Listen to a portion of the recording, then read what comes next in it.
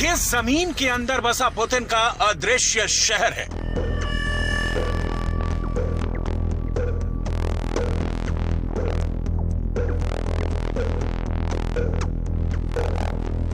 पाताल में बसा एक ऐसा नगर जहां घुप अंधेरा पसरा है। एक ऐसा अभेद किला जिसकी गुफाओं का अंत जल्दी मिलता नहीं।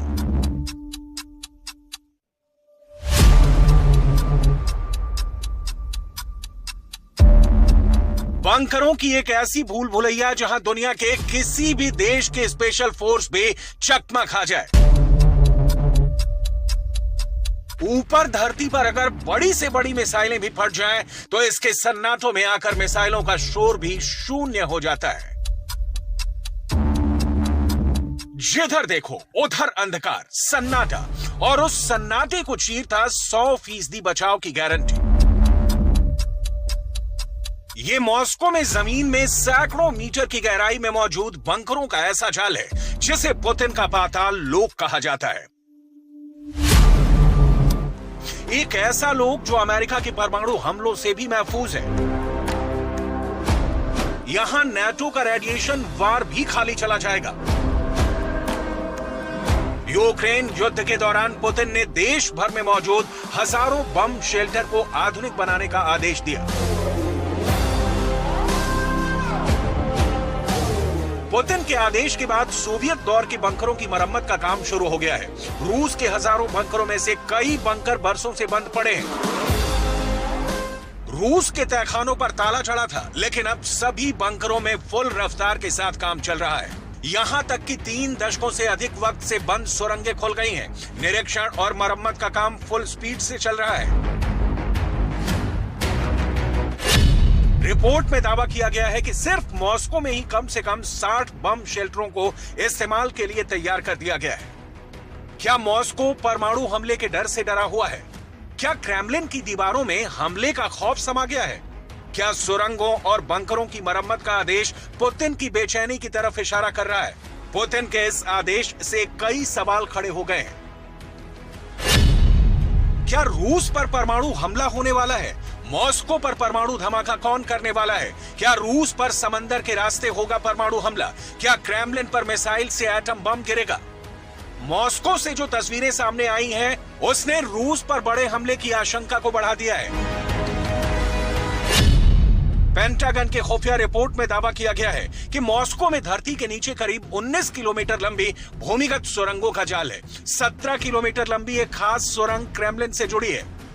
धरती के नीचे अगर बम शेल्टरों और परमाणु बंकरों की साफ सफाई और मरम्मत का काम चल रहा है, तो पुतिन के दफ्तर के पास पानसीर S-1 एयर डिफेंस सिस्टम तैनात किए गए हैं। पुतिन के सरकारी आवास को एयर डिफेंस सिस्टम के सुरक्षा कवच से लैस किया गया है। मॉस्को को बड़े हमले से बचाने के लिए पानसीर S-1 के साथ ही S-400 एयर डिफेंस सिस्टम को भी मॉस्को के आसपास तैनात किया गया है।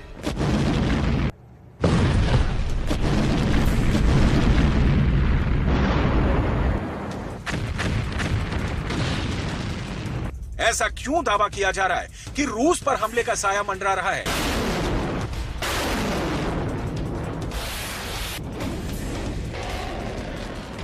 इसे लेकर 4 ठोस वजह पेश की गई हैं। वजह नंबर 1, यूक्रेन की राजधानी कीव से 800 किलोमीटर दूर रूस का रयाजान मिलिट्री बेस पर हमला हो चुका है। वजह नंबर 2, कीव से 800 किलोमीटर दूर रूस के कुर्स्क एयरफील्ड पर ड्रोन अटैक हो चुका है। वजह नंबर 3, यूक्रेन की राजधानी कीव से 1090 किलोमीटर दूर रूस का सारातोव मिलिट्री बेस पर हमला हुआ है, जहां रूस के परमाणु बम होने का दावा किया जाता है, क्योंकि सारातोव में ही रूस का एंगल्स एयर बेस है।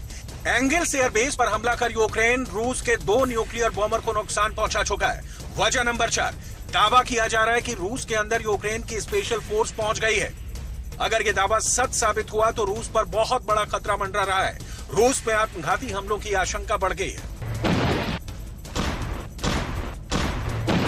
क्योंकि यूक्रेन के स्पेशल फोर्स को अमेरिका की सील और ब्रिटेन के SAS कमांडो ट्रेंड कर चुके हैं।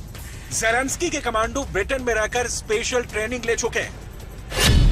यही वजह है कि पुतिन की टेंशन बढ़ गई है। रूस की स्पेशल फोर्स स्पिटनाज़ अलर्ट पर है। साथ ही साथ रूस के न्यूक्लियर बॉम्बर खतरे में है। रूस की एक न्यूज वेबसाइट रेडोविका की एक रिपोर्ट ने चेतावनी दी है कि यूक्रेन की धरती से मॉस्को पर हमला हो सकता है। इसके पीछे जो तर्क दिया गया है उसके मुताबिक यूक्रेन के पास पहले से ही 1000 किलोमीटर तक हमला करने वाले ड्रोन हैं, जिसका मतलब है कि मॉस्को पर हमला हो सकता है, क्योंकि कीव से मॉस्को की दूरी करीब 862 किलोमीटर है। दावा किया जा रहा है कि 24 फरवरी से पहले पुतिन पर यूक्रेन हमला कर सकता है। यूक्रेन ऐसा पुतिन पर प्रेशर बनाने के लिए कर सकता है। यूक्रेन के इस एक्शन में अमेरिका समेत नाटो की मौन सहमति हो सकती है।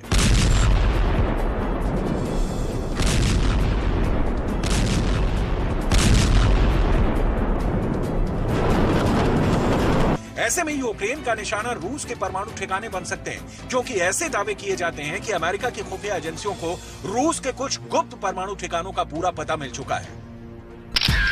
रूस का परमाणु तहखाना नंबर 1,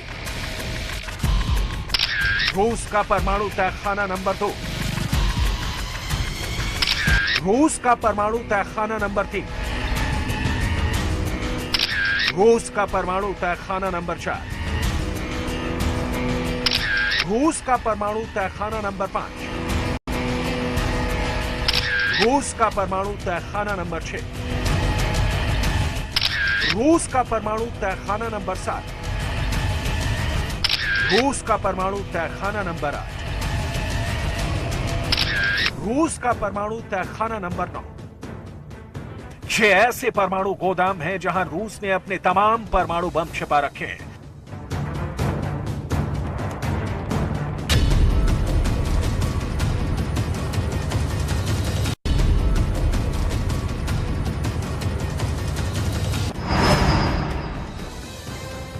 रूस के मैप पर आप ये जो पीले पॉइंट देख रहे हैं, वहां रूस ने परमाणु बम जमा कर रखे हैं। ये रूस के कुल 25 परमाणु तहखानों की पक्की लोकेशन है।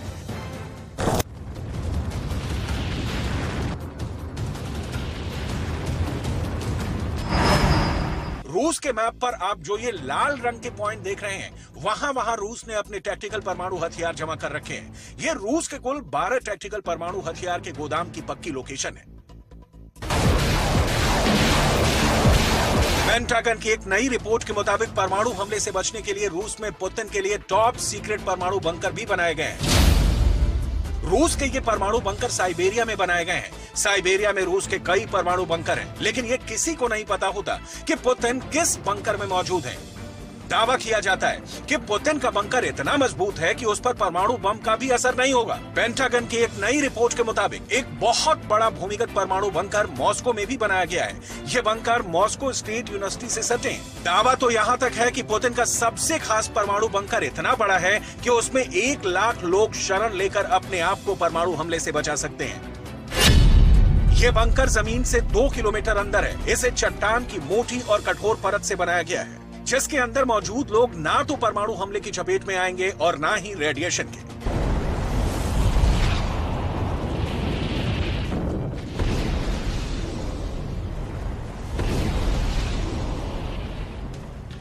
न्यूक्लियर बम के चलते एक बड़ा धमाका होता है। धमाके के बाद सबसे अधिक खतरा रेडिएशन का होता है। रेडिएशन से बचने के लिए बंकर बनाए जाते हैं। मॉस्को पर परमाणु हमले के दौरान ये न्यूक्लियर बंकर कैसे काम करेगा, इसे भी जान लीजिए।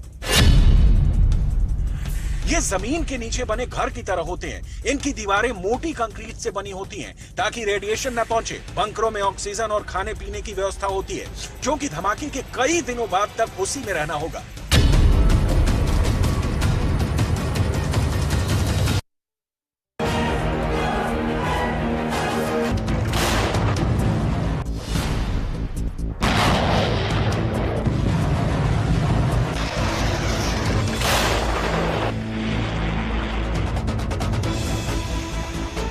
पुतिन को जिस जर्नल पर यकीन था कि वो कीव में घुसकर मारेगा, उसको ज़ेलेंस्की की फौज ने मार डाला। पुतिन ने जिस लड़ाके को इंसान के कंकाल के साथ यूक्रेन को दहशत में डाला, उसका खात्मा भी ज़ेलेंस्की ने कर दिया है। पहला नाम है मेजर जनरल दिमित्री उल्यानोव, जो यूक्रेन की फौज के साथ एक एनकाउंटर में मारे गए। ये पुतिन के सबसे नए हिटमैन थे, जिन पर कीव को घेरने की बड़ी जिम्मेदारी थी। दूसरा नाम है इवोर मंगुशेव, 36 साल का इवोर तब सुर्खियों में आया था जब उसने मानव कंकाल दिखाकर कहा था कि यूक्रेन का ऐसा ही हाल करेगा, इसको एक हमले में सिर में गोली लगी। मंगुशेव ने बताया था कि जो नरकंकाल उसने लोगों को दिखाया वो मारियोपोल में मारे गए अज़ोव रेजिमेंट के एक लड़ाके का है। मारियोपोल में नरकंकाल का ऐसा डरावना प्रदर्शन करके मंगुशेव ने यूक्रेन की फौज को डराने की कोशिश की थी, लेकिन सच ये है कि अब उसके ही सर में किसी ने गोली मारी है।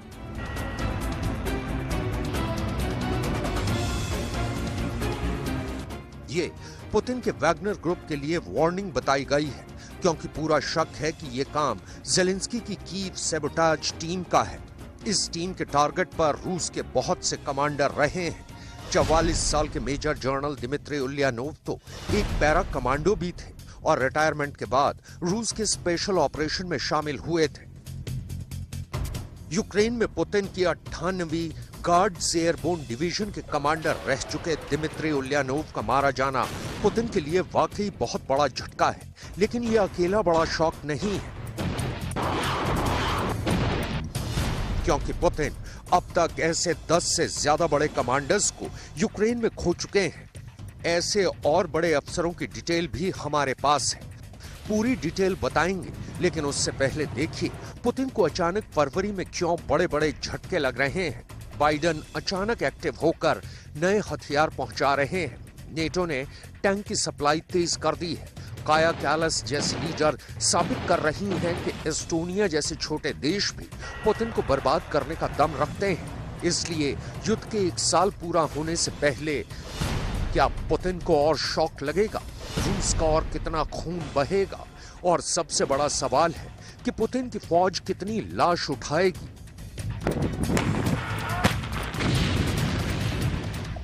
युद्ध का 1 साल और लगातार अपने बड़े बड़े जनरल को खोना ये पुतिन ने बिल्कुल नहीं सोचा था।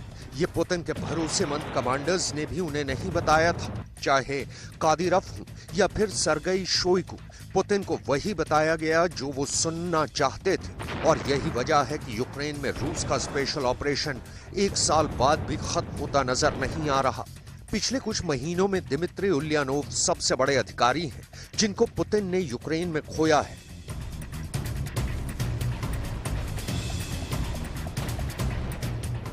अब यूक्रेन का एक नया दावा देखिए। यूक्रेन के रक्षा मंत्रालय का कहना है कि पुतिन अब तक अपने 160 से ज्यादा बड़े अफसर खो चुके हैं। इनमें 10 से ज्यादा जनरल हैं, जबकि 150 से ऊपर कर्नल और लेफ्टिनेंट कर्नल रैंक के अधिकारी हैं।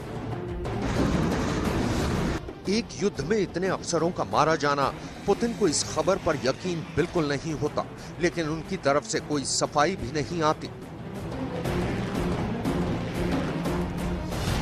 यूक्रेन का दावा है कि इस युद्ध में अब तक रूस के करीब 2000 छोटे बड़े अफसर मारे गए हैं। इनमें 200 से ज्यादा मेजर हैं, करीब 300 कैप्टन, 500 से ज्यादा सीनियर लेफ्टिनेंट और करीब 300 लेफ्टिनेंट रैंक के अधिकारी थे। यूक्रेन का दावा है कि अब रूस की फौज का मौत वाला आंकड़ा फरवरी खत्म होते होते 1.5 लाख को क्रॉस कर जाएगा। अगर ये सच है तो रूस जैसी फौज के लिए ये वाकई बहुत दिल दहला देने वाले आंकड़े हैं। पुतिन इन आंकड़ों को लेकर बहुत परेशान है। ऐसी खबरें यूरोप की मीडिया में लगातार मिलती रही हैं।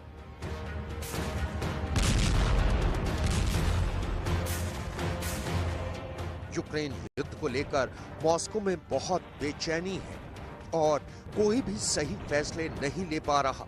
ऐसी रिपोर्ट भी आती रहती है, लेकिन क्या इसमें वाकई सच्चाई है? यूक्रेन में जिस तरह की लड़ाई चल रही है उसे देखते हुए ज़ेलेंस्की ने तो पहले ही कह दिया है कि पुतिन ने यूक्रेन के अंदर मौत का कुआं खोदा है और वो उसमें अपने फौजियों को धकेल रहे हैं।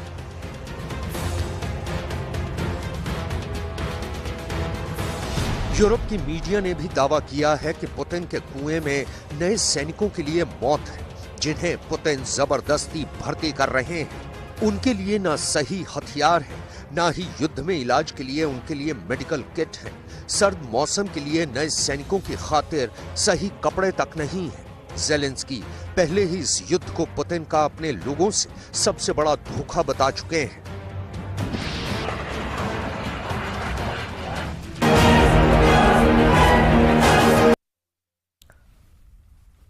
और इस बीच रायपुर से बड़ी खबर